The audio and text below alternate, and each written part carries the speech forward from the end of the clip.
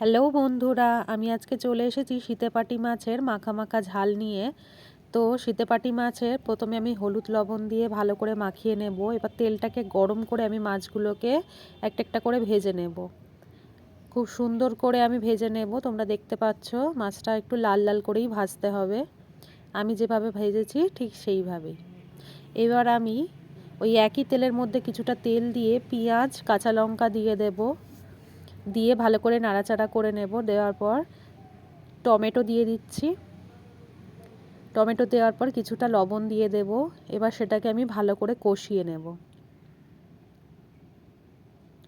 কষিয়ে নেওয়ার পর আদা রসুনের পেস্ট, হলুদ দিয়ে আমি আবার পেঁয়াজ টমেটোটাকে ভালো করে কষবো।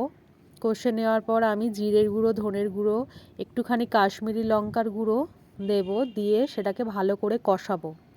আঁচটাকে আমি মিডিয়ামেই রাখবো, বেশি জোরে দেব না। ভালো করে কষানো হয়ে গেছে, দেখো কালারটা খুব সুন্দর এসেছে। এবার আমি এর মধ্যে দিয়ে দেব অল্প পরিমাণে জল। জলটা ভালো করে ফুটে উঠবে। তারপরে আমি তার মধ্যে দিয়ে দিচ্ছি ভেজে রাখা মাছগুলো। ভেজে রাখা মাছগুলো কিছুটা নেড়ে চেড়ে নেব। দেওয়ার পর ভালো করে হয়ে গেলে ধনেপাতা দিয়ে আমি তৈরি করে নিলাম শীতেপাটি মাছের মাখা মাখা ঝাল।